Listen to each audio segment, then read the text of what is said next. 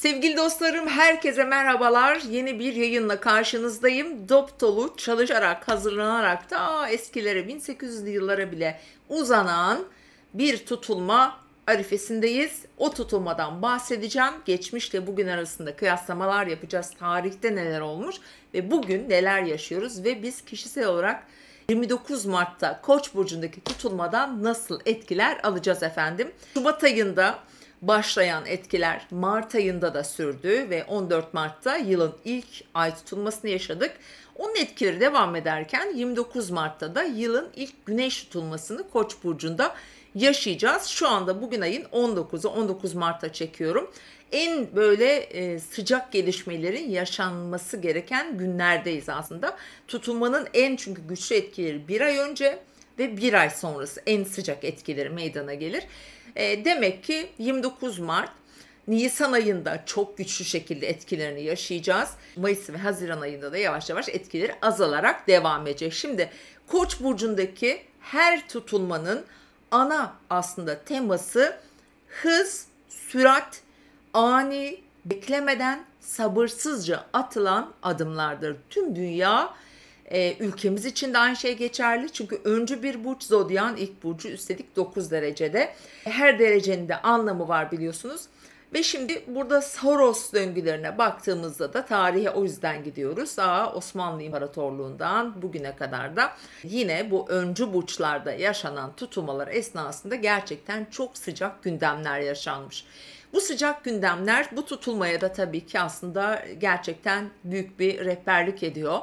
Tüm hareketlerimiz şu an aklımızda, gündemimizde, duygusal yaşantımızda biliyorum ki herkesin ciddi bir belirsizliği var, karamsarlığı var, bir coşkusu var, hayatlarında bir döngüyü tamamlayanlar var.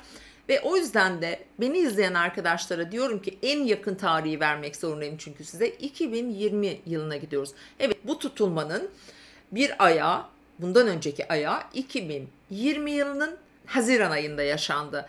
Demek ki 2020 Haziran'dan sonraki 2020-2025 dönemine ait bir olaylar zinciri diyelim, süreçler bizim kendi haritalarımızda, çünkü doğum haritalarımızda bu bir süreci işaret ediyor.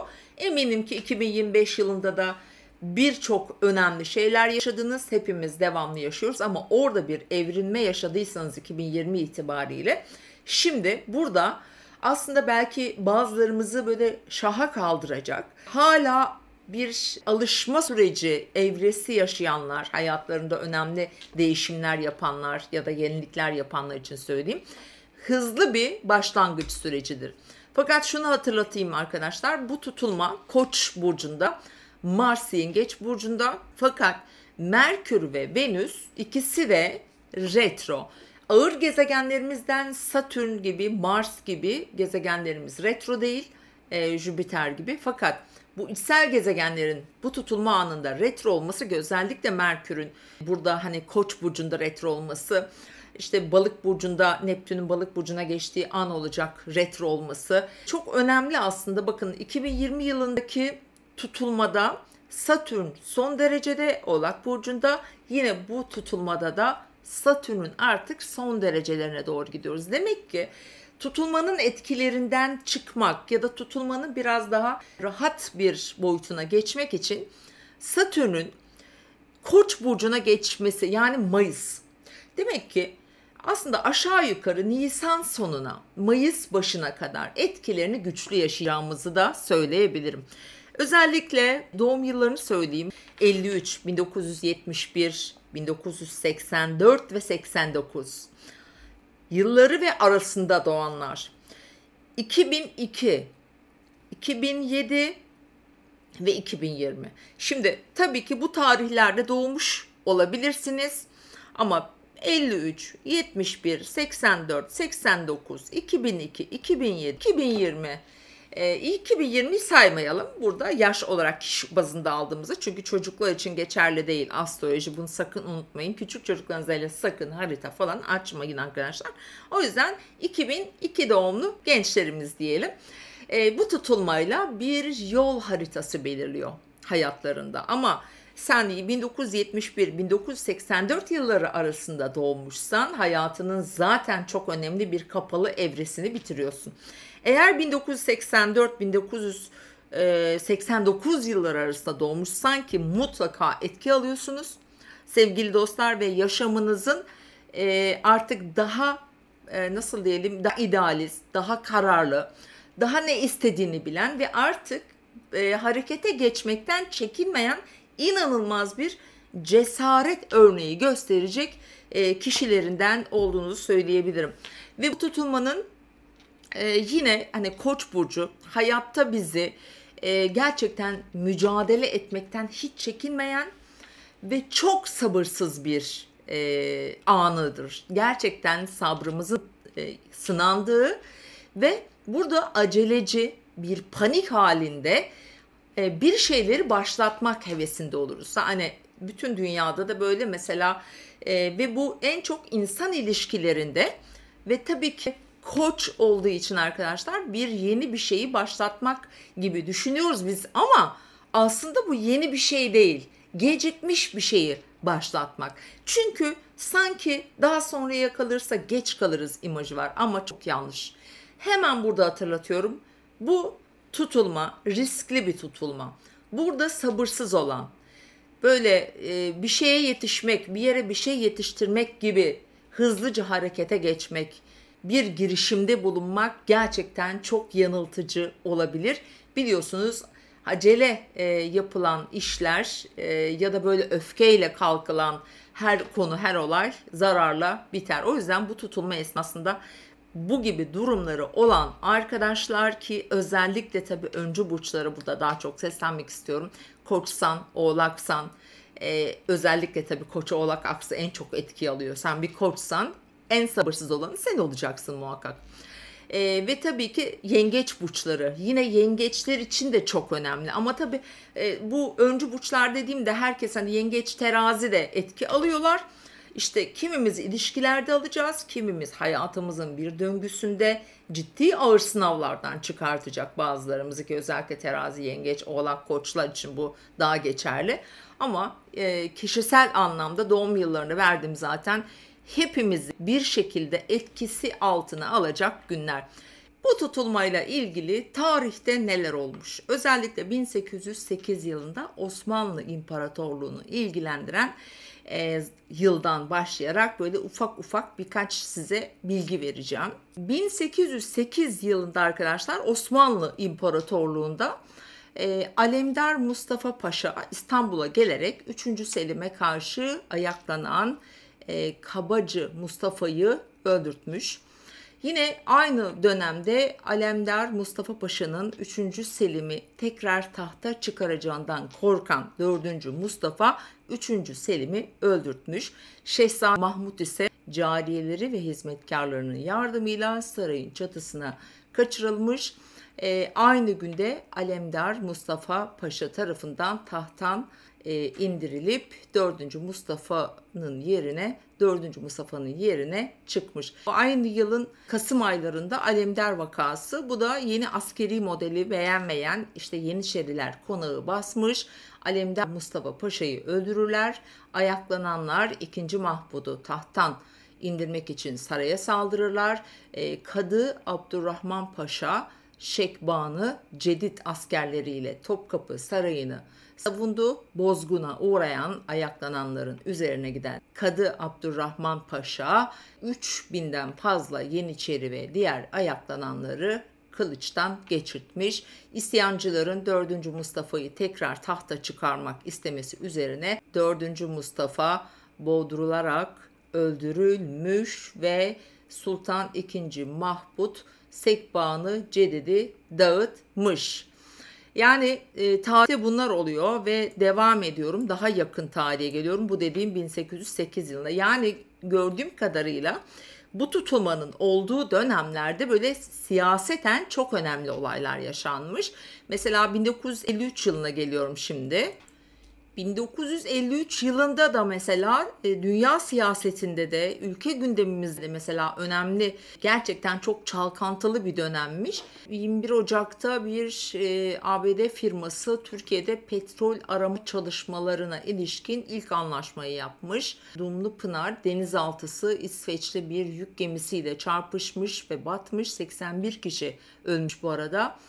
Kore'deki Kanca Muharebesi sırasında Türk Tugayı'nın ağır kayıpları olmuş. Yani gördüğünüz gibi hep savaş üzerine, harekatlar üzerine geçmiş. O yüzden de ben yine bu tutulmayla zamanlarında da hem bizim ülke içindeki durumlar, siyaset, komşuluklar, o daha bürokratik ilişkilerin çok önde olacağı bir süreç olacak. Neler olmuş? Atatürk'ün naaşı kaldırılmış ebedi kaldığı yere, Anıtkabir'e, yine 1953 yılında. Ana muhalefet partisi CHP'nin tüm mal ve eşyalarına el koymuş ki o dönemde Cumhurbaşkanı Celal Bayar, Başbakan Adnan Menderes, ana muhalefet lideri de İsmet İnönü'ymüş. Yani yine muhalefet ve iktidar arasında problemler, karşı karşıya kalmalar çok yoğunmuş sevgili arkadaşlar. 2020'de Türkiye'nin ana gündeminde ve dünyanın da ana gündeminde Covid vardı. Şimdi tabii Covid gibi bir durumumuz ya da salgınlarla ilgili bir durumumuz yok, olmayacak. Fakat yine o dönem 2020 yılında Türkiye ciddi harekatlar başlatmış Kuzey Irak bölgesinde. Yine bir bahar harekatı galiba o dönem başlatılmış. Komşu ülkelerle bürokratik ilişkilerimizde de önemli gelişmeler yaşanmıştı. Ülkemiz üzerinden de baktığımızda ama daha çok bu tutulmanın etkileri şöyle çalışacak arkadaşlar. Biraz daha 9. ev konuları öne çıkacak. Burası bürokrasiyle ilgili konular, daha akademik konular, eğitimsel konular, yüksek makamlar, üniversiteler özellikle, üniversiteleri ilgilendiren konular, yurt dışı bağlantıları ki burada meclis ve meclis içindeki konular ve ben haritada önemli birkaç tane detaydan bahsetmek istiyorum şimdi size. Evet, tutulma haritasında 9 derece Koç ve Aslan burcu yükseliyor. Mars tarafından yönetilen genellikle yeni aylar, bu bir başlangıç çünkü bu bir süreci ilgilendiriyor, unutmayın. Bir de muhakkak ki bir harekat vardır, bir hareket vardır, bir başlangıç vardır. Hepimiz de bu sınırın içinde olacağız bu arada. Hani bireysel haritalar içinde söylüyorum ama burada Mars'ın durumu zafiyetli, Merkür, Venüs retro. Tamam, Mars'ın işte Venüs'te güzel açınları var fakat burada hapishaneler, kapalı yerler, biraz daha gizlilik, gizli düşmanlıklara da çok açık bir harita görüyorum. Gizli düşmanlıklar dediğimizde mesela ben 1935 yılında Atatürk'e bir suikast düzenleme operasyonu yapan bir grup yakalanmış. Bu yine bu tutulma etkileri altında. Demek ki yine bu tutulmanın da bir suikastler zincirini işte Amerika'da ya da dünyanın başka yerlerinde, dünyanın her yerinde olabilir, liderler. Özellikle bu tutulma zaten yönetimle ilgili, başta olan insanlarla ilgili ve başta olan insanların da biraz daha böyle dikkat çekici atıfları, konuşmaları, iddiaları, gerçekten çok özgüvenle atacakları adımları gösteriyor. Burada Mars'ın da arka planda bizim görmediğimiz bu gizli alanda da tuzakları gösteriyor açıkçası. Tabii burası 12. ev etkisi de çok güçlü. Karmik etkileri de çok güçlü bir süreç yaşıyoruz. Burada bu tutulmanın en büyük zafiyeti güvenlik zafiyetleri.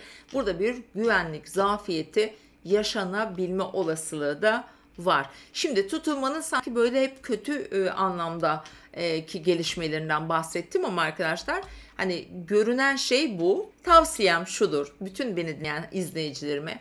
Lütfen hem Venüs'ün hem Merkür'ün retrolarının bitmesini, yani bu süreçte hayatınızda yapmayı planladığınız çok önemli girişimleriniz, hareketleriniz olacaksa Nisan sonundan sonraya planlamanızı tavsiye ediyorum. Biraz önce bir doğum tarihleri saydım. Özellikle 53, 1953, 1971, 84, 89, 2002 yılları ve peşinden gelen 4 yıl, yani 53 ve sonrası 4 yıl, 71 ve 4 yıl sayın: 71, 72, 73, 74. Sonra 84 ve 88 arası. 89, 94 arası, 2002 ve 2006 arası doğumlu arkadaşlar gerçekten çok sabırsız, hayatınızı temelini değiştirecek, ideallerinize doğru hırslanıp hareket etmek isteyeceksiniz. Sadece biraz sabır diyorum sevgili dostlarım. Herkese tekrar güzel bir tutulma diliyorum. Şimdilik benden bu kadar. Kendinize iyi bakın. 28 ve 29 Mart günleri gökyüzünde çok önemli hareketler var arkadaşlar. Hem Balık burcunda hem Koç burcunda çok özel de günler, çok da güzel enerjiler de olacak. Özellikle 28 Mart gününü mutlaka değerlendirin. Allah'ım ettiğiniz duaları, yaptığınız hayırları mübarek Ramazan ayında kabul etsin. Birbirimize dayanarak, yardımlaşarak, ondan sonra arkadaş, eş, dost desteğiyle hayatımızdaki zorlukları kolaylığa çevireceğiz inşallah. Kendinize iyi bakın. Görüşmek üzere.